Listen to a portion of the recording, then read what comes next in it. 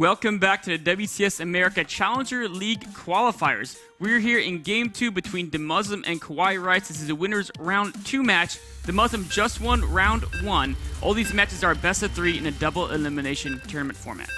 Yeah, I'd like to start to look at the losers bracket. That would actually be start to be where we're going to see, you know, all of those poor losers. But of course, they can always come back. This is double elimination. We're going to see, you know, who could possibly come back from the losers bracket. But let's get on into game number 2 here on Daybreak. This is going to be KawaiiRice spawning down here in the bottom left-hand corner as our blue Zerg. And spawning up here in the top right-hand corner from Team Evil Geniuses. I think you might have heard of him. Pretty cool guy. His name's Demuslim. And man, did Demuslim ever look just about unstoppable in that first game? It's gonna be difficult for KawaiiRice to overcome that fear of losing game number 1. Now you have to win 2 games in a row instead of just 1 like Demuslim has to. So Demuslim could possibly be in a position where he wants to throw something a little bit unexpected in KawaiiRice's way. But so far, nothing too crazy. No immediate SCVs going out to do double racks in the middle of the map or something. I'm just gonna go straight for that supply depot. So I wonder if KawaiiRice is going to go for that fast third hatchery. It did seem like it worked pretty well from an opening. It's just the mid game rolled around, and he wasn't able to deal with the Muslims. You know, just insane Marine, just constantly sitting across the map in the mid game.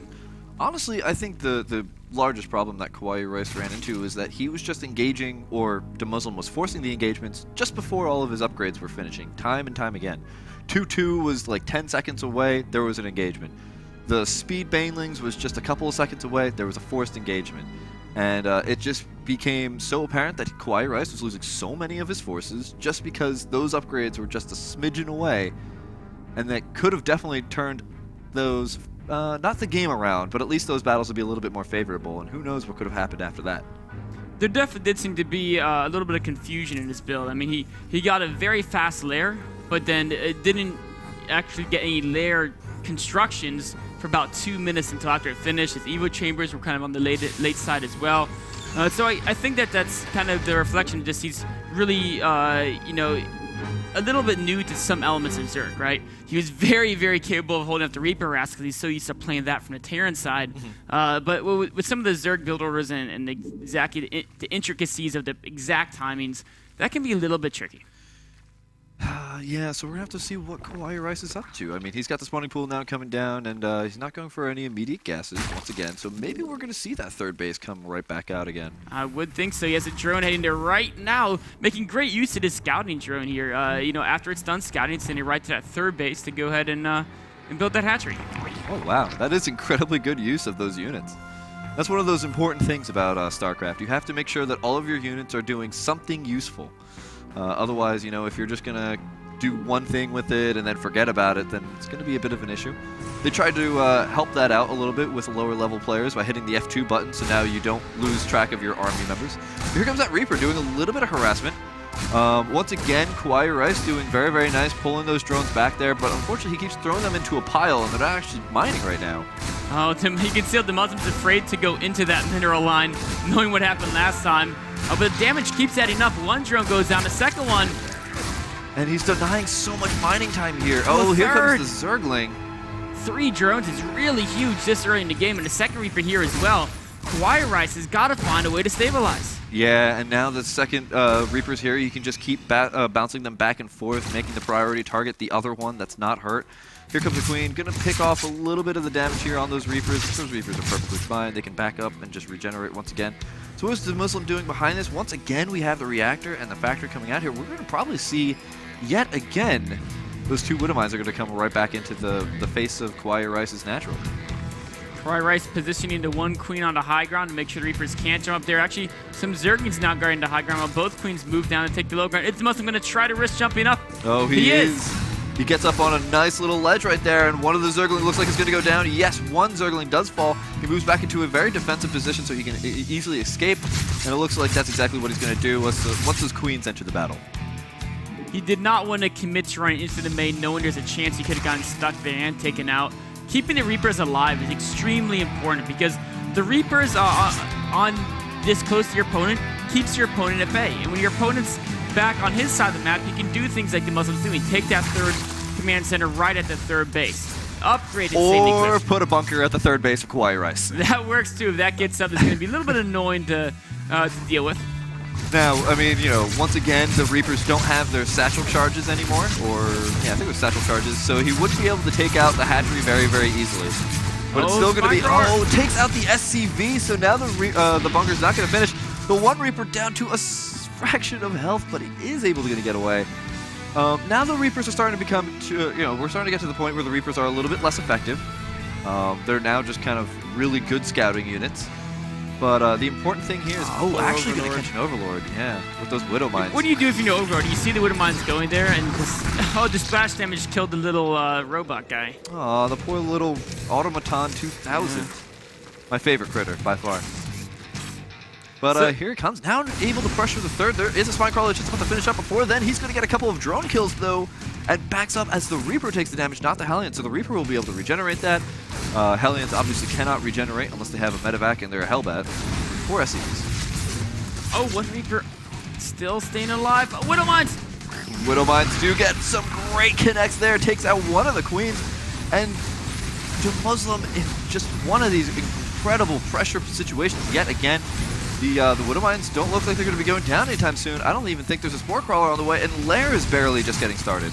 I mean, the amazing thing here is that Demuslim again, right? This is all off of a single barracks and factory, and then he has a third orbital done. He's got 2 E-bays done, and now he's just now at the 9-minute marker. Sorry, 8:50.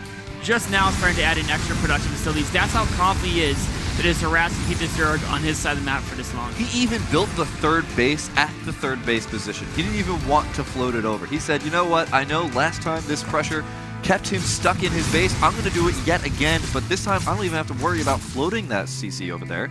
I'm just going to build it right there, and there's not much you can really do about it. Oh, these mines have a short life. Actually, they've got to scuttle out there as the Spore Crawler roots.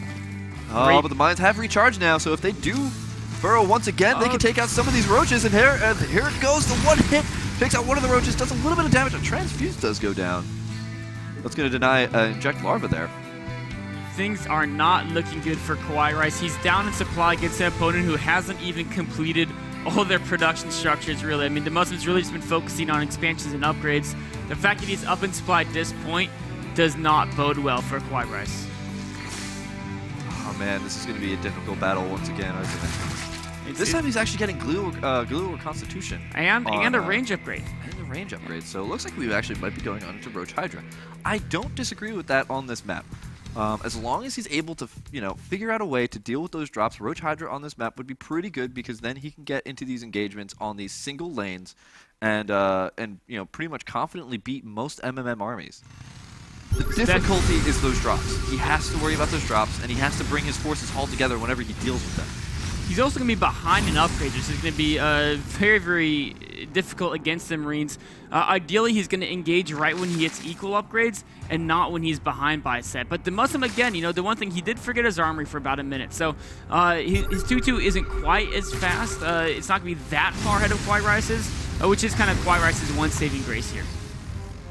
And the interesting thing is, I thought he was going to go for Hydras, but he's just going for a lot of Roaches. And actually, if he masses out enough and pushes soon enough, Combat Shield is a long way off. I think this is going to be going for maybe that speed Roach 1-1 timing where you just try to overwhelm the Terran third base. And this is a timing that it's very difficult for a Terran to hold the third base. If they identify correctly, they usually just lift up and abandon that third base and wait a little bit longer for their production to kick in. But Demuslim, he might be confident enough he's ahead. He's so far ahead, he can just take this Roach force on right now, even with a small number of Marines. Yeah, and with those medevacs as well, I mean, they're going to have 2-2 on there. They have 2-2 on the way, so as long as he can buy this out until 2-2 gets a little bit closer to finishing up, he's going to have an easier time with this battle. But it looks like there's a lot of Roaches. They are ready to go. They are now making their way over there, scurrying along the creep. Now, here's the interesting thing about Demuslim's play so far is he's been moving those Widow Mines, and actually, he's going to go after those Widow Mines. I thought he was going to leave them alone, but he has to deal with the third base aggression here. And once he comes in here with these Roaches, he's going to be able to put a stop to this. There's only one medevac there. The other medevac dodged the Spore Crawler. That's really big. So this is actually pretty much all or nothing as long as he can get away. Glue Constitution makes those Roaches so fast the Marines are running Oh, and he doesn't even care. He's got the medevacs, and now he's going to be able to go right back to the third base yet again, using that speed. Very beautifully done here by Demuslim, using the speed to his advantage. A couple of roaches are going to come over here and try and deal with this. And it looks like they will be able to clean it up. A little bit of damage will be done. But here comes that huge roach push straight on into Demuslim's base. This is the real story here. Demuslim has got to defend this push coming in. He's got to put his units behind the depots, put SCVs in front of him. I don't think his marine count's big enough to take this on straight up. But it looks like KawaiiRice is not moving his roaches forward, so not all of them are firing on the Marines. The Marines are taking a lot of damage. The medevac's now finally coming in here. Going to be able to start healing him up. It actually does take these roaches on with just Marines and is going to win.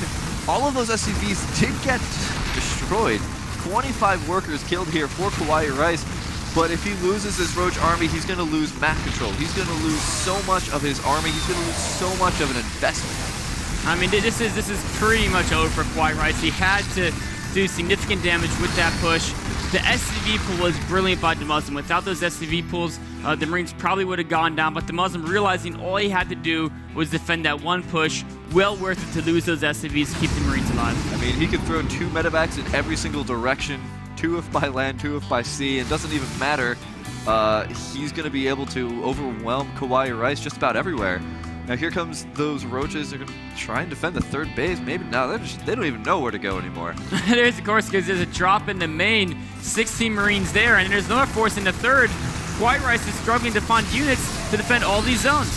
And it looks like he's just going to give up the third for a time being. No, he's going to go right back in, but all these roaches are so hurt. There's 2 Hydras there, but it's not enough to save everything. And the main is getting completely cleaned up here, Xlav. It's such a shame. The lair is now going to be going down as well. The third base is now once again under pressure. And, you know, he just has to keep the army there as he does more and more damage to the main base. And there's the Hydras now finally coming up here. It looks like the Hydras are actually going to be engaged by the Marines instead of trying to take down that lair. Oh, barely saving that lair. I guess that's going to mean KawaiiRice is going to stay in this game and try to fight off as best he can. But Demuslim just constantly reinforcing more and more units. An overwhelming supply lead here. He's got his 4th base set up. Even escaping with some of these medevacs here. And he still has these 2 Widow Mines that just keep hitting all of KawaiiRice's rallied units between the 4th and the 3rd. And look at all of the medevacs just keep loading up again and again and again. It's an airport over here at the 4th base here for Demuslim. Just picking up everybody, deciding where they want to go, and then, you know, heading off into their beautiful vacation in Zerg land, and where they get their play and destroy Zerg like all the other big armies do. Oh man, just drop it right on those Hydras. Doesn't even care. Yeah, just enough Marines here. That layer is almost for sure going to go down. There it goes.